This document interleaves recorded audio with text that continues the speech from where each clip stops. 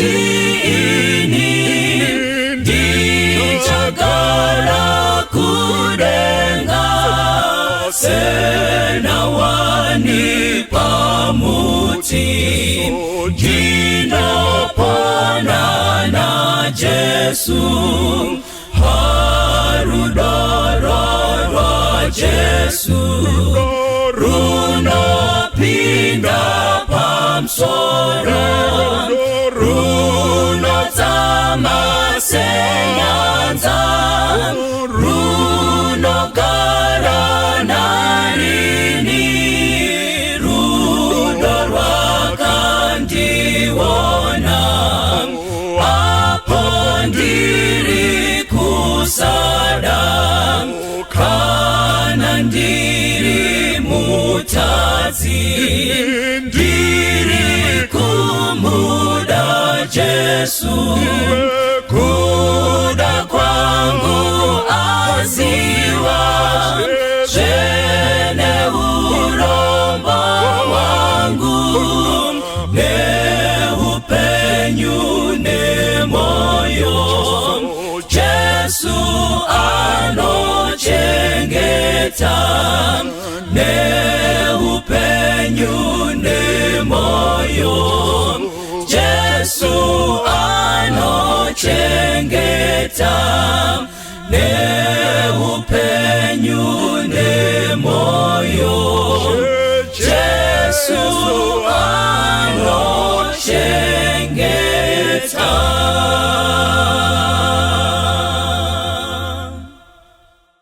Toda kutenda Mwari watitendera kusangana nyama nemweya zviri pamwe chete. Toda kumupa mbiri nerukudzo nekuti mbiri nerukudzo zvakafanira iye. Ngativei nenguva yekunamata. Baba wedu namuponesi musiki wedenga nepasi. Toda kutendai nekuti muri Mwari. Rumbidzwai nekusingaperi nekuti zvakafanira iye. Muzita raJesu tinonamata. Amen. Toda kutenda Mwari. Tiri tese tiri pano. Tichitraya kuonesana uye nekuzivisana kuti vanhu vaMwari hakuna chicharamba chiri sezvachiri. Nyika inoyi ichasvika pakupetwa. Ende ma-activities nema-events akuitika panyika akuratidza kuti izvo nyika ino yaneta. And the more we try to make it better, ndo painoita worse. The more educated we become, ndo patinopedzisira tatoone nhamo. Unoziva kana vanhu takamborarama chidofo, iko zvinezvi tiri kurarama chidofo kudarika vana chaka. Kana vanhu takambove irresponsible, mukaona iko zvinezvi mabushmen akanga asina kuenda kuchikoro anani. If ever there was a problem muvanhu nekuti vafunda, yakuoneka iko zvinezvi. Vanhu vakanga vari nani vari madofo, asi iko zvinezvi nhamo dzavo dzinenge dziri kumultiplya nekuziva. Unfortunately, knowledge ceases to be power. Because yes, tinowirirana kuti izvo knowledge is power. But as long as knowledge is not put to good use, it is no power. So by the end of the day, we have got enough knowledge, but we lack implementation. Saka chikumbiro changu ndechekuti dei tingaimplementa zvatinoziva. Ndokumbirisawo zvakare tisati taenda mukutaurirana nhaurwa yanhasi. Ngatimekei sure kuti kana pane vanhu vachafa nechirwere chiri kuuraya, ngatiregei kubatsira mukufa kwavo. Dei umwe nemumwe wazvitora sezvinonzi uri kurwara. Kufa kacho wamboita kushoma, kuona hama kwakanaka, but nguva yekudziona handifunga kuti ndeino. Zvakanaka kusaisa vanhu panzvimbo yakaoma by our behaviors, and tirambe tichirarama tichirespecta space yeumwe nemumwe nemavalues eumwe nemumwe. Hazvina kumboipa kusangana kuminamato, hazvina kuipa kusangana kumapati, hazvina kuipa kuungana, asi ndoda kukuudzai kuti izvo tinogona kurasikirwa nevamwe nekuda kwaizvozvi. Saka dei Mwari angatibetsera taita the correct thing. Uye ndoda kukuudzai kuti chirwere ichi hakuna akati chichapera, uye hakuna akati ndo chekupedzisira. Togona kubuda muna ichochi tichipinda mune chimwe, taakufanga kutopinda mugiya rekurarama mumazuva ekupedzisira.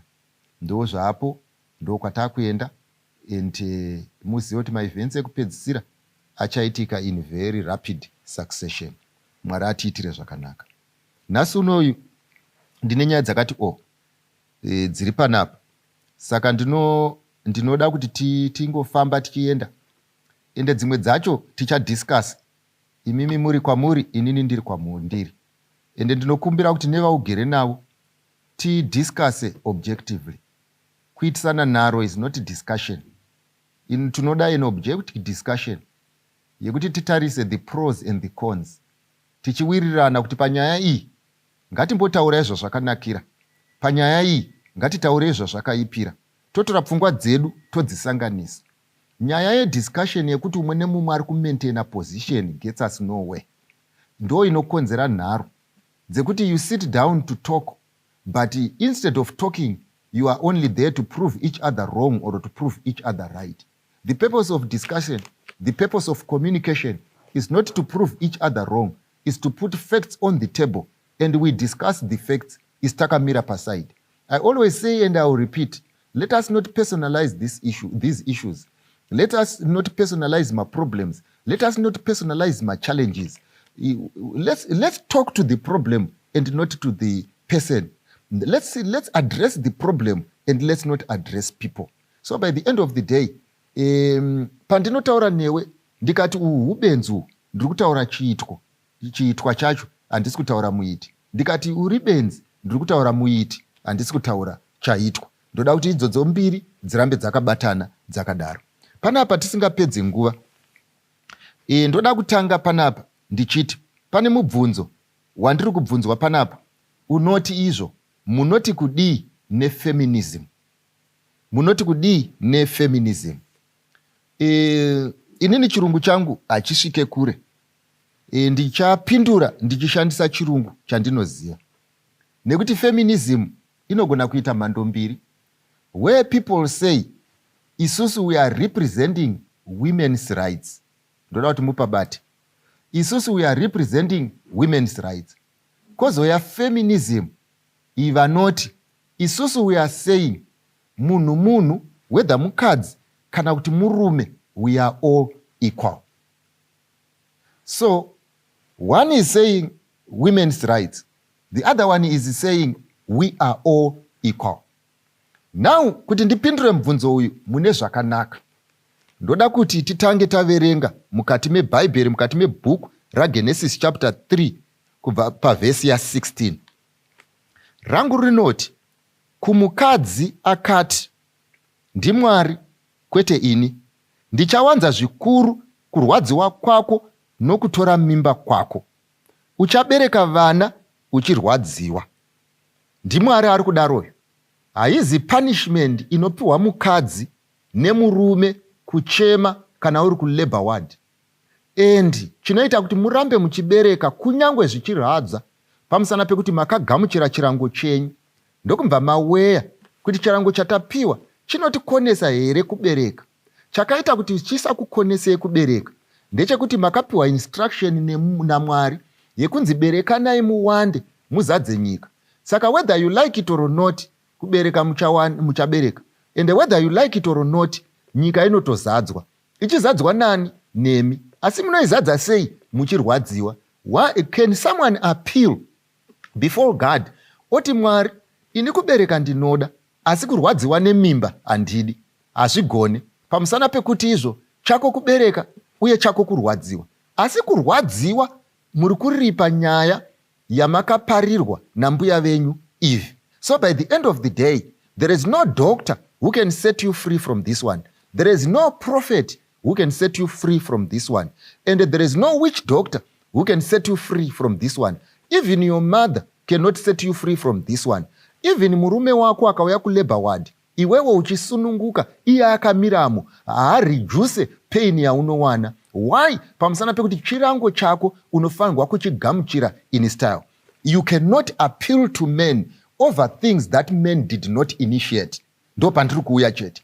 Chepiri panapa, mukaverenga bhaibheri roti izvo, kuda kwako kuchave kumurume wako, iye achave ishe wako. Ndo zvinotaurwa nebhaibheri, and it's not me.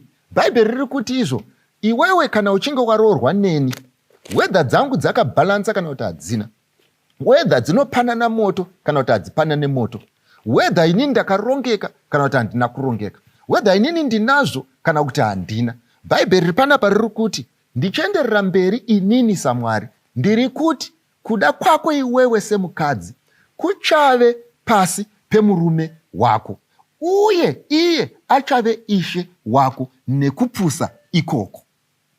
Ndodzokurora nekusarongeka ikoko. Why zvakadaro? This is God who is saying so, and it is not me. Saka ndoda kukuudzai, kana pane munhu ari kukurerutsirai panyaya iyi, kune vaya vanoti vanhu vakafanana, pane vaya vanoti murume nemukadzi vakafanana, hakuna ari pamusoro pemumwe, ndoda kukuudzai kuti izvo ipfungwa yenyu, hatigone kukutorerai. Mafungiro yenyu hatigone kukutorerai. Chatogona kungokuudzai ndechekuti you are wrong. Not because tinokuvengai, not because tinokudzikisirai pasi, not because hatikudei, pamusana pekuti nyaya yamuri kunetsana pano pasi yakadhisaidwa nemusiki wedenga nepasi. And who do you think you are? Kuti kana uchinge wapedza kuita masocial sciences ako, unogara pasi oda kuita over 10 zvataurwa naMwari. Saka when you are talking of feminism, uchitaura nenyaya yekuti murume nemukadzi vangofanana, hakuna mukuru, hakuna musoro, tese takangofanana, nekuti mabasa tinoita akafanana, nekuti mari tinotambira dzakafanana. This is wrong. This is not what it is supposed to be, and it will never be like so. Why? Pamusana pekuti chatemwa naMwari hachirevhaiswe nemunhu. What people can do, ingori nyaya yekuti izvo vanogona kuve stubborn. What people can do, they can revolt. What people can do, they can complain. But in real life, it is not going to change because my maker said so. Asi kana muri kutaura nenyaya yefeminism, muchitaura nenyaya yemarights as conferred by God, as given by God, as implied by God, as it was in God's mind, I am saying then that is right. Nekuti ndoda kukuudzai, nhasi tiri muno takagara tichipindura mubvunzo uyu. Kune madzimai mese muri uko, kutanga kune madzimai echidiki muchienda kune madzimai makuru. Ndoda kuti mubate chinhu ichi, ndechekuti ukaroorwa mai vako iwewe vakaroorwa nemurume anova abuse, baba vako vari wrong. Asi kana baba vako vari wrong, hazvireve kuti unonoita chigrupu chekufaita varume vese sezvinonzi vave wrong, nekufaita the principle of God sezvinonzi iri wrong. Saka unofanirwa kuseparata the two when you are fighting for your rights and when you are fighting what God has ordained, when you are fighting for sustenance yesystem sezvinodiwa naMwari, and when you are fighting God's system. Therefore, pakana magara pasi maita zvinhu zvenyu, itai zvinhu zvenyu makaronga in such a way yekuti muri kurwisana nemuvengi asi hamusi kurwisana naMwari semuvengi wezvido zvenyu nemaitiro enyu. Ndofunga iyi yafa. I would have loved kukuudzai zvinonakidza, but unfortunately zvinotonakidza ndezvizvizvi zvekuti ityai Mwari, mumupe mbiri, mumurumbidze, nekuti nguva yake yekutonga yakuda kusvika. And I am telling you, mbeu yega yega yauchadzvara ichave poisonous to the system of God, you are responsible. Theory dzaunoadvance dzikave poisonous to the system yaMwari, you are responsible.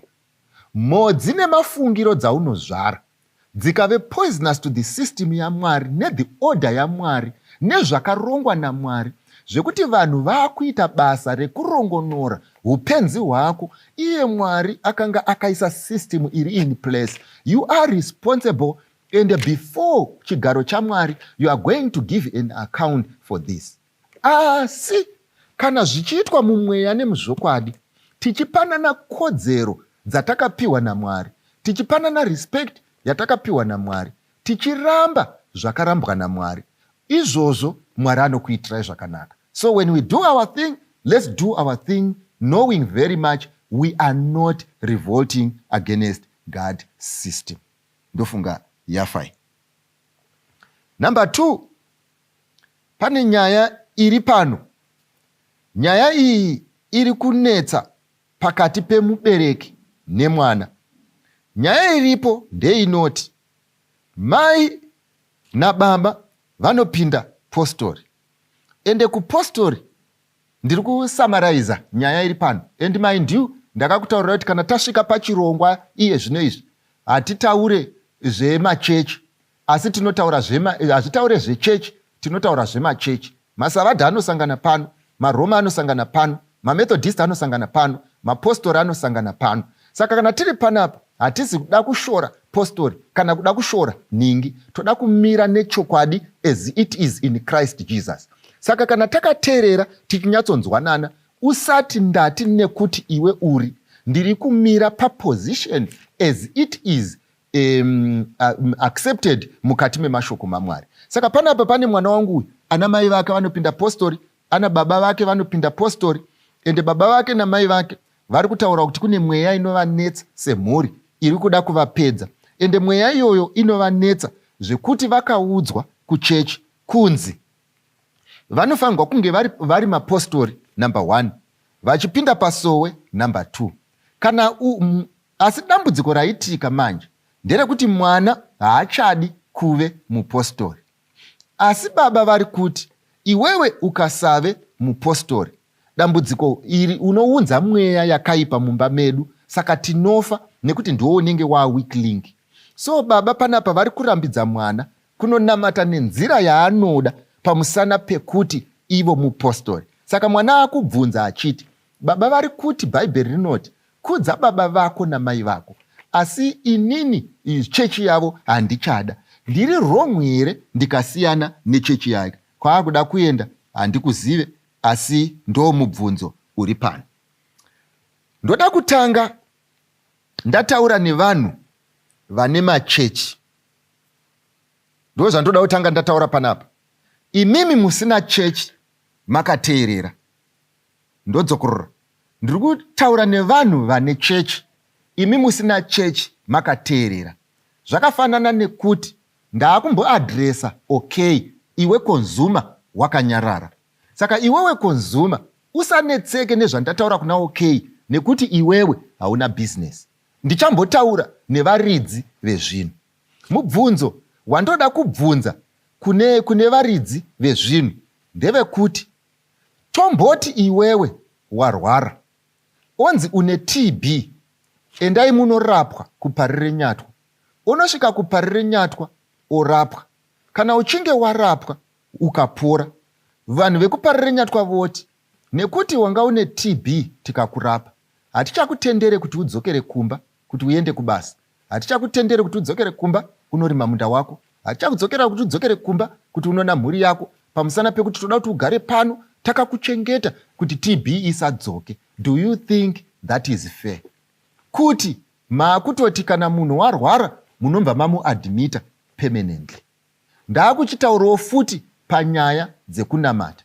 Kana imimi mune simba ramunopiwa naMwari rekuti mukanamatira murwere anopona, mukanamatira kuti munhu abereke anobva abereka, mukanamatira kuti munhu awane basa anowana basa.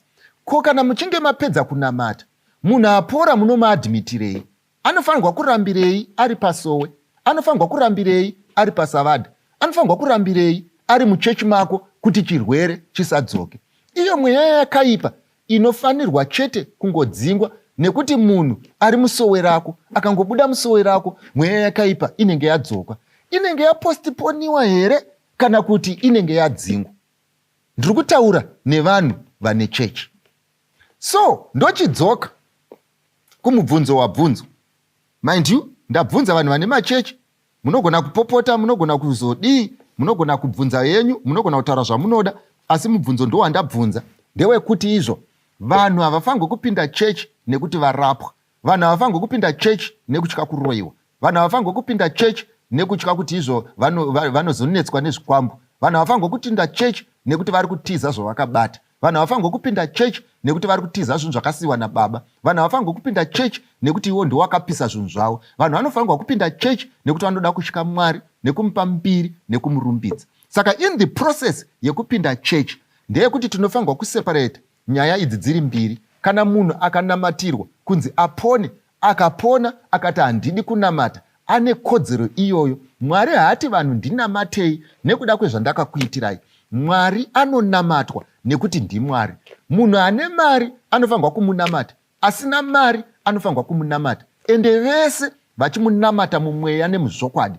Uyu ane nzara anofanirwa kunamata, akaguta anofanirwa kunamata, vachimunamata mumweya nemuzvokwadi. We don't worship God as payback. We don't worship God as thank you. We worship God because he is the creator and he is worthy to be worshipped. Therefore, we don't force people to be in church nekuvatyisidzira kuti mukadzokera zvinhu zvinoshata. Saka mwanangu, ndakudzoka panyaya iyi. Kana paita relationship yakadai mukati memba, kuvabereki ndoda kukukurudzirai chinhu ichi. Vana vanonzi vazviise pasi penyu, ndezvechokwadi. Vana vanonzi vakurespektei, ndezvechokwadi. Asi musakanganwe kuti Bhaibheri rinoti musachemedze vana venyu. Rinoti musadzvinyirire vana venyu parinoti musachemedze. Uye Bhaibheri rinoti they are also free moral agents, vachatomirawo pamberi pechigaro chaMwari vachitongwa. Therefore, panyaya yeworship, iwewe kana uri baba unopinda savadha, koita mwana oti chechi yenyu handichada. Kana kuti uri baba vanopinda postori, oita mwana anoti chechi handichada.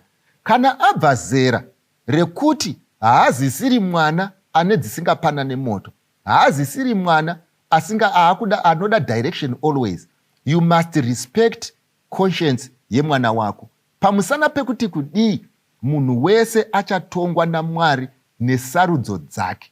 Saka pane nguva yandofanirwa kuzviitirawo sarudzo, pane nguva yandofanirwa kuzvimiririra, pane nguva yandofanirwa kudhisaidha kuti mhuri yangu ichafamba sei. Handifanirwe kuramba ndakabatirwa shamu nekuti iwewe uri baba vangu. Uye kunzi kukukudza hakureve kuti ndakutenge sembwa yakangosungirirwa tambo ndichingodhonzwa ndichienda neni. Saka in issues of worship, mwana must be given freedom when they are of age. Mwana must be given freedom kana vakura vakuita sarudzo dzavo. Handisi kumanikidzira munhu kuita zvinhu izvi, asi ndoda kukuudzai, it's one thing kuenda nedhongi kumvura, but it's another thing kuti dhongi rigeze. It's one thing kuenda nemunhu kumunda, but it's another kuti arime. It's one thing kumanikidza munhu kugara newe, but it's another kuti akude. So by the end of the day, tofanirwa kuziva togona kuzadza chechi nevana vedu vauya nekuti tauya navo, asi mweya yavo haizi mukati mechechi. Mwari ndo paanotozoti munonditi baba baba nemiromo yenyu, asi mwoyo yenyu iri kure neni. Why? Pamusana pekuti tinenge taunza vanhu pachinhu chisiri chavo. Ndosaka taane problem yevanhu vanopinda muchechi, chechi ichitanga ari paWhatsApp, chechi inopera ari paWhatsApp, chechi ichitanga ari kupfimba, chechi inopera achingopfimba, chechi ichitanga vasikana hobho, chechi ichipera neanova muchengeta. Munhu wakadaro haana kuuya kuzonamata Mwari, akaunzwa kuchechi yaMwari, but he or she is not participating in worship. So zvaunenge watoita, it's like wagadza mangai pamoto, ndokumva waisa moto mushoma, ndo anopfuva, akazopfuva anonetsa kuatenhera mudanga. So inini ndinoti, in issues of worship, let's respect our kids. In issues of worship, let's respect vana vedu.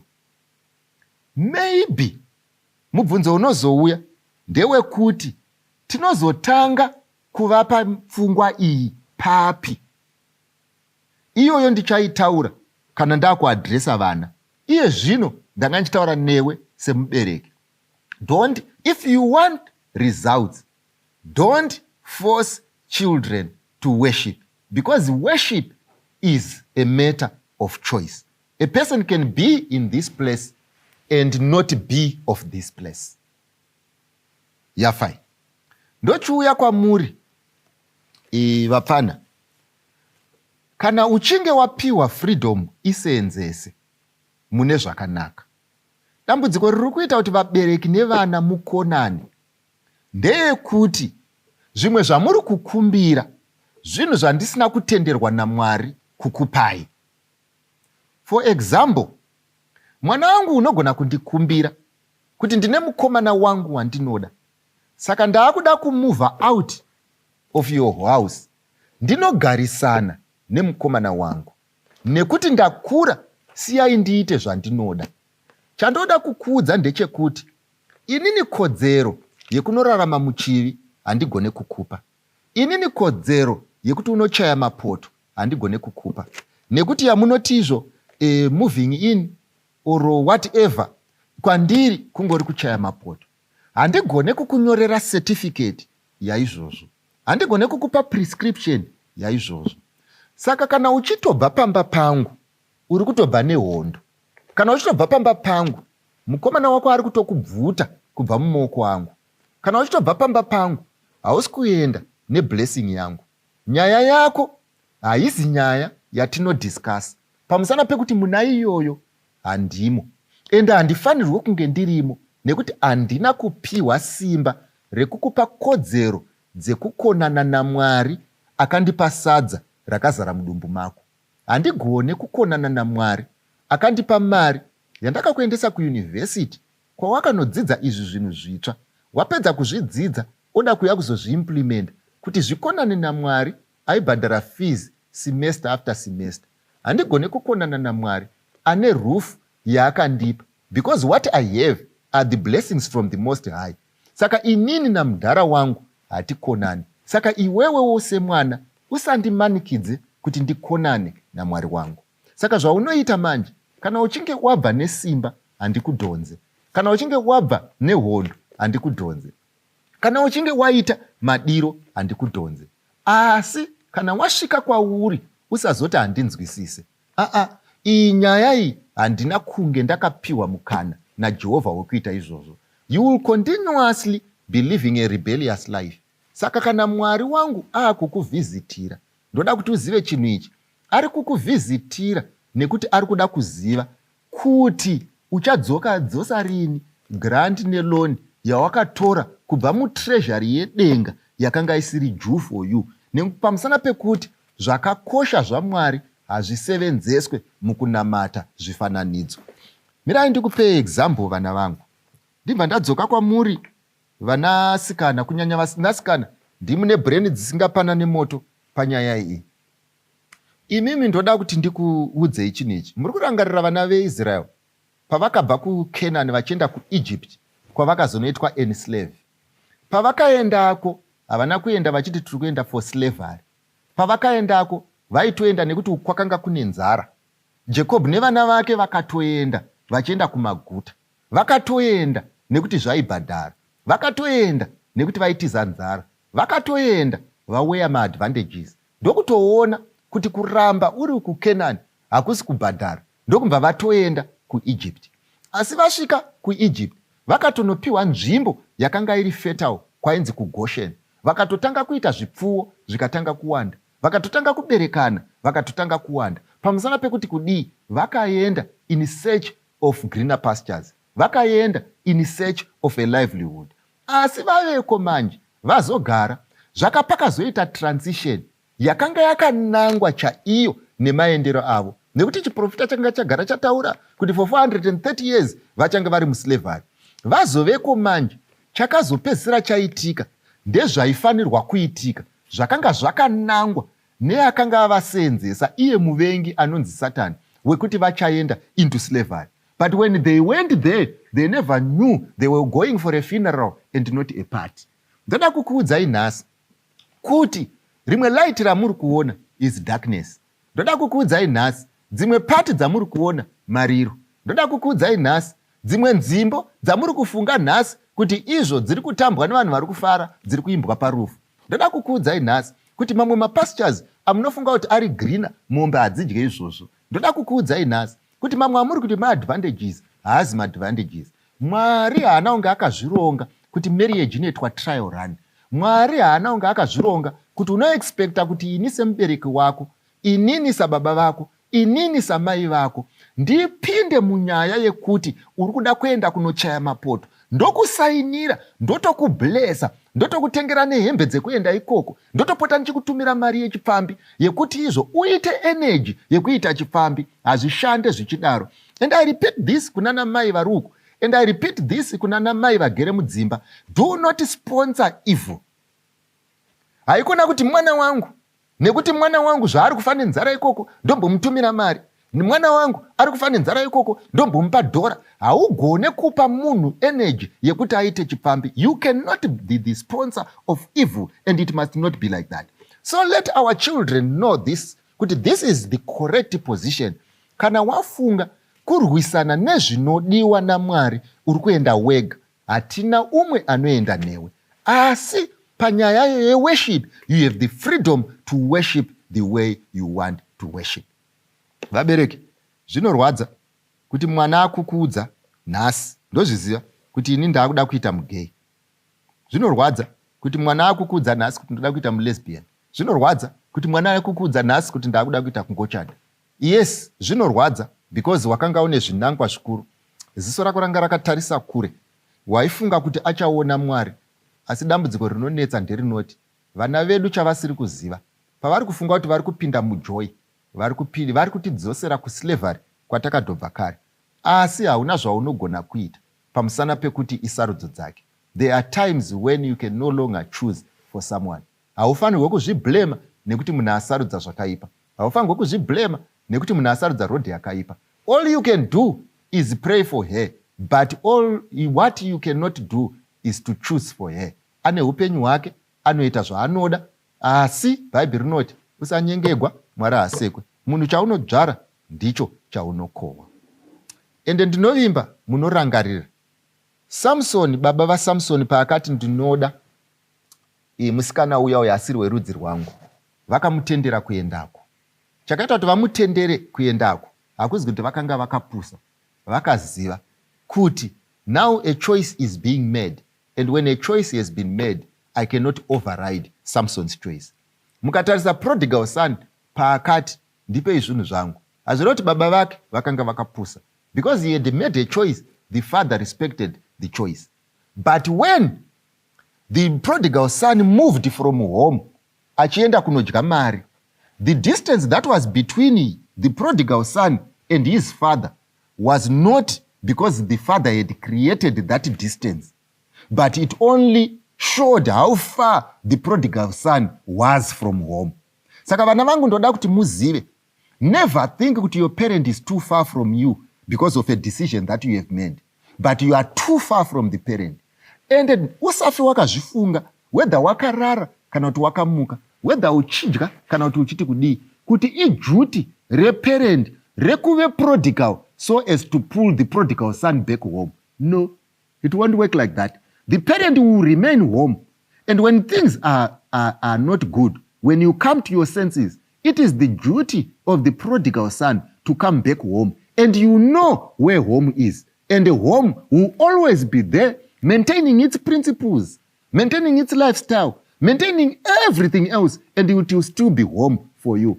Ndosaka kana munhu akarogwa akanoita vana 10 ariko akarambwa, anodzoka kumusha. Munhu akarorwa akanoita kumusikanzwa kumurume wake, anodzoka kumusha. Vanongoti ibenzi redu tinorida riri pano. Saka musha haufanirwi kuve prodigal. In case when you want to come back, there will be nowhere to come back to. And mimi vabereki, never follow the prodigal son. Nekuti zvinozonetsa kuziva kuti ari kumhanya neari kumhanyiswa benzi nderipi, nekuti mese munenge musina kusimira. Pakuda kuzikanwa kunzizo, one maintains status and the other one gets lost, so that when time to come back home yasvika, anodzoka zvake kumba. Yafai. Uya ari panapa anokuti musikana wake ari kuti wakapora. Andanana nemusikana, arambwa nemusikana uyu. Pamusana pekuti musikana wacho ari kuti izvo hausi kuita zvinoitwa nezvandotarisira kuti zviitwe nemaboyfriend. In fact, ari kuti relationship yacho is like I'm in love with my father. You are not very active. Saka ari kurambwa. Saka ari kuti izvo. Do we then have to do that? Ndakamboitaura kare.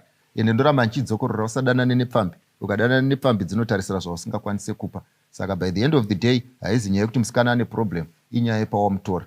Vona vanhu vakamira murodhi vaya vari kutsvaga mari, havasi kutsvaga rudo. Ukada kuvapa rudo, ivo vachida mari, vanogona kunetsana newe zvekutobayana nemapanga. Kana zviri zvemari, pananai mari. Kana zviri zverudo, pananai rudo. Saka panapa hapasi perudo, ndepekupanana zvisakasiyana nerudo. So iwewe kana wafunga kuti uruda pfambi, inoita zvechipfambi. Kana usingade pfambi, siyana nepfambi, iende itsvage vanhu vanopa zvinhu zvaanoda.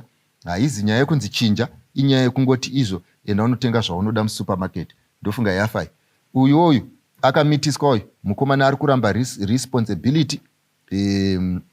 Zvaari kungoreva ndezvekuti izvo akamitiswa, mukomana haasi kuzotenga preparation, mukomana haasi kuda kuzochengeta mwana, mukomana haasi kuda kuroora. Ndichanongoudza mwanasikana wangu ndechekuti wakanonoka kumuka. Wazozviona nhasi kuti is not responsible. Waifa wangu wakazviona nezuro. Haizvi mhosva yekuti izvo yemukomana kuti idofo raingowo dofo kubva musi wekutanga. Saka iwe mbwa wasiya dofo richitamba newe. Ende iwewe ndombwa wakanganwa kuti kana dofo rikarara nemunhu kwaye anoita mimba harisi dofo. Ende iko zvinezvi iwewe wakuda kuti mukomana ave responsible, abvise irresponsible behavior yako yekurara pese pese. Abvise irresponsible behavior yako yekubvisa hembe pese pese. Abvise irresponsible behavior yako yekutiza kumba uchienda kunosangana nezvizvi. Now you expect him to be responsible when everything else that you were doing was not responsible. So by the end of the day, mwanasikana wangu ndeyekuti tingade kutsvaga muroyi panapa, tingade kutsvaga munhu asiri right panapa, tingade kutsvaga kuti chii chiri kunetsa panapa. Problemu iyi ndeyako. Bhaibheri rinoti usanyengegwa, Mwari haasekwe. Munhu zvaakadzvara ndo zvaanokohwa. Iyi ndo mhodzi yako yawakadzvara mwana wangu. Wakaita musikanzwa nebenzi, benzi riri kuenderera mberi richiita zvariri kuita. Iwewe semunhu kwaye uchaona moto. Unoona moto nei? Nekuti you decided not to be responsible panguva yawaifanirwa kuve responsible. I want to be clear on this thing. Pamusana pekuti ndoziva kuti vakadzi kwese kwavakagara vari kuti izvo udzai vana vedu vanofanirwa kuve responsible. Kana vachinge vamitisa vanofanirwa kuve responsible. Ina handitauri ndichidaro. Ndinoti inini munhu ane chikwama chakazara mari anofanirwa kufamba akachengetedza chikwama chake. Kana ukafamba usina kuchengetedza chikwama chako, harizi basa redu rokufamba tichiita nemaloud-speaker tichiti matsotsi dzosai pana mbona chikwama here. Munhu anazvo neanorasikirwa nazvo ngaazvichengete. Munhu anonzi ane umhandara hwake ndiye anofanirwa kuhuchengeta. Hauchengeterwe by default nekuti vakomana vave vanhu kwavo. Unofanirwa kuchengeta zvinhu zvako. Kana uchida mukomana ari straightforward, iwewe unofanirwa kuve straightforward. Ende chinoratidza kuti uri straightforward chi ndechekusaona zvakanaka mune zvakaipa, ndechekusabirwa zvinhu zvawakapiwa naMwari ukachengeta. Ende ndoda kukuudzai, ndakambokuudzai, let me be honest, everyone is responsible for that chaakapiwa naMwari kunzi achengete. Ende panapa warasikirwa nezvawakapiwa naMwari kunzi uchengete because you were too irresponsible. Ende ndokuonai vana vedu, kana makapfeka tumajini twenyu, kana mapedza kugeza, kana mapedza kuita human hair musoro, kana mapedza kupoda, muchinotamba munenge muchiti uhadi. Pamunenge muchienda kumba kwavakomana munenge muchiti uhadi. Paunenge uchiti uri kuchikoro paya uri kumuchengeta, muri kugara mese, unenge uchiti uhadi. Paunenge uchiti ukanzi enda kwakati, iwe unombotenderera uenda nekuseri, unenge uchiti uhadi. Kana uhadi wacho wazosvika panapa, wakutinyorera tsamba zhinji netsamba refu uchitiudza kuti people must be responsible. You should have been responsible. Be responsible. And this will not happen to you. Hakuna nhumbu inouya by wishful thinking. Hakuna nhumbu inouya by osmosis. Hakuna nhumbu inouya because wakangozvifunga wakarara. Inhumbu yakauya yakasenzerwa newe. Wakaisa effort pachinhu ichi. And wapedza kuisa effort, nobody is going to be responsible kuti akubvise muutsvina hwako hwekusave responsible. And ladies out there, I'm talking to you, and I'm talking to you as ladies, not as to boys. Imi vapana, chengetedzai zvinhu zvenyu. And to not expect a certain level of responsibility from you. To not expect a certain level yekumanage zvamunazvo. And to not expect kuti imimi muzvirespect. Musade kurespectwa nevarume, musati matanga kuzvirespect, vanasikana vangu. Zvirespecte iwo. Put yourself out of reach. Put a price tag on yourself. Rambawo kazvimwe zvinhu. Unotarisa kuti kunai vanhu vaMwari. Decide musika paunotengeswa. Haungatengeswe musika wese wese. Kuti mumbare urimo, pamupedza nhamo uripo, vanotengesa mustreet uripo. Rambawo musika kuti tirive matopics, kana kuti tirive maokay, kana kuti tirive mababhas. Munhu mwese zviite tag zvozozikanwa kunzi zvakamira sei. Ingakuriko wani nyango panotengeswa chikafu, chepanze wese wese anongosvika. Pozoitawo tumwe tumarestaurant wese wese anosvika. Asi pane mamwe marestaurant akatonyorwa kunzi gentlemen only. unotodiwa nejaketi netai. Vane level yavo yeclientele yaunoseva. Ende imimi dambudziko ranetsa patumaindastry twenyutu twamunatwo. Pamusana pekuti izvo vazhinji venyu you have failed to be effective in any way else except to supply the goods of nature. Naka pama goods of nature dzenyu dzamunadzo ndedzekuti izvo you are not even selective. Vamastreet kids anomwa pauri, vembanje vanomwa pauri, zvidhakwa zvese zvinomwa pauri, vekuchechi vanomwa pauri, munhu wese angoti ndoda anomwa kwauri. Ende kana uchinge wadzoka panapo uzoti vakomana havasi responsible, they cannot be responsible on your behalf. Go and put your house in order. Endai munorongeka, endai munoita zvinhu zvakanaka, endai munoita zvinhu zvinokomborereka, ende Mwari achakukomborerai. Ndakakuudzai kare, if you imimi mukaita shut down, ndadzokorora, imimi mukavhara these channels of supply of these goods, hakuna munhu unokumanikidzirai kudzitora. And unfortunately it's free for all, and you think that is life, and you think that is enjoying life. Vanangu, we need to be responsible. We only have but one life. Let us go through that life responsibly. Ngatinamate. Baba vangu namuponesi msigo denga nepasi. Rumbidzwai nekusingaperi nekuti muri Mwari. Vana vedu, vabereki vedu, hama dzedu, shamwari dzedu, tokumbira kuti dei dzingakomborwe nemi. Muzita raJesu tinonamata. Amen. Vese vanonzwa rauranyi, soko rakanaka murise pasi, kuti vanhu vese ngarinzweni, uyo unoda, uyo unoda, tuma soko pako monemikana, Baba wadikanwa, ari kudaidza, uyo unoda, uyo unouya nasi uya, pinda pamusiwo wazarurirwa, Jesu ndiye nzira yeidiyega, uyo unoda,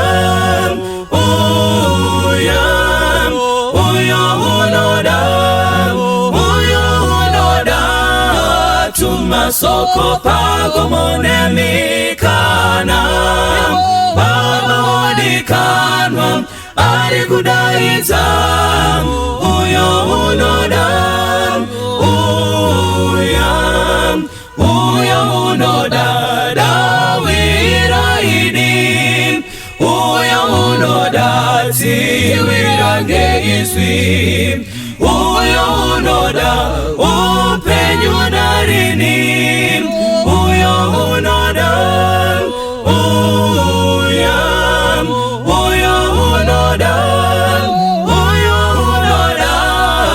tumasoko pango monemikana, Baba wadikanwa, ari kudaidza, uyo unoda,